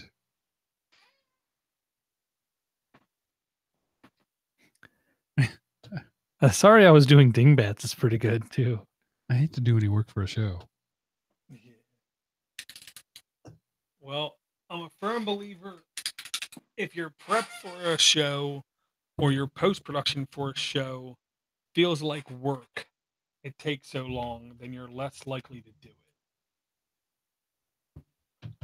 Well, I mean, you do a lot of shows. If you want to throw one off over on me, I will at least give it a try and give it an honest effort. The files have always been there. You can do what you want with them. I know. Yeah, I should probably just take it upon myself and do that. I hate that. You just want to give me access to the things I've had access to all along. Yeah. You just. I only deal in emails, so if you just email me them files. So I mean, I've got a full studio of high-end tools, but if all I need is Audacity, then maybe I don't. Well, all you need is an editor or a DAW. I've got a DAW. I think so. Digital audio workstation. I've got a MacBook Pro with Pro Tools and things like that. Yep, that's a DAW. All right. My favorite DAW is Reaper, but it has pretty crappy editing ability. So I always end up coming back to Audacity for the editing anyway. Door is the one I can't use. I tried to. It is far too advanced for someone as stupid as myself. If you know Pro Tools, Eric, Ardour would make sense to you. But yeah, it's learning curve. Yeah, I used I played around with Pro Tools and I got Fruit Loops and all that stuff too. Fruity Loops. FL Studio. They changed their name. Yeah, they can't be Fruit Loops anymore. So now they're FL Studio. Well, they were Fruity Loops anyway, not Fruit Loops. I don't see why they couldn't get away with that. You know, Google doesn't make bad apps. Google Lens. Lens is so bad. I was that's a good- shocked. I was literally shocked at how bad it was. I thought, no way. I loaded it on my son's phone, same thing. I was like, this is Google Goggles was better than this. It is Google Goggles, just in another wrapper. Well, the Google Goggles app I still had installed, and I tried to use it a couple weeks ago. Yeah, And it hasn't worked for a while. it didn't work. It just did nothing. It loaded, but it wouldn't scan and push the data up. Right. And I mean, I took a picture. I pointed it right at a Rubik's friggin' cube of all things. Man, I wish you'd said that while we were recording. That's a great show title. Rubik's friggin' cube. I mean, how can you get more iconic than Rubik's cube? Mario?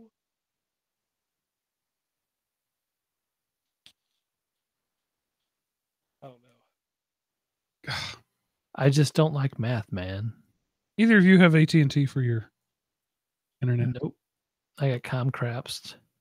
No AT&T by me at all.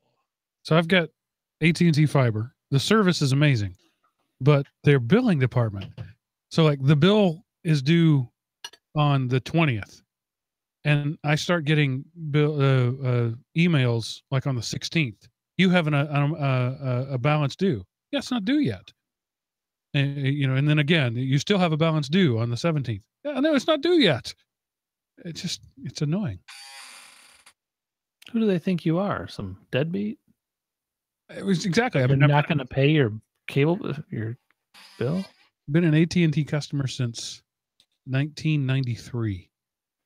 Throw me a little respect, would you? You can't filter it, because then important ones you won't get either. Yeah. I mean, I understand, like on the day of, hey, your bill's due today. That's a nice reminder. But 4 emails for the 4 days leading up to the time that it's due. Yeah. 2 months. You got a chip for that, a BB-Tan chip? My BB-Tan sponsor. Call me anytime, man. I'll talk you out of it. What was I? Oh, my work Chromebook still has BB-Tan installed on it. I was like, I thought I was BB-Tan free. Then I went to go use my work Chromebook. I'm like, oh. Every time you think you're out. I didn't do it though. I didn't do it.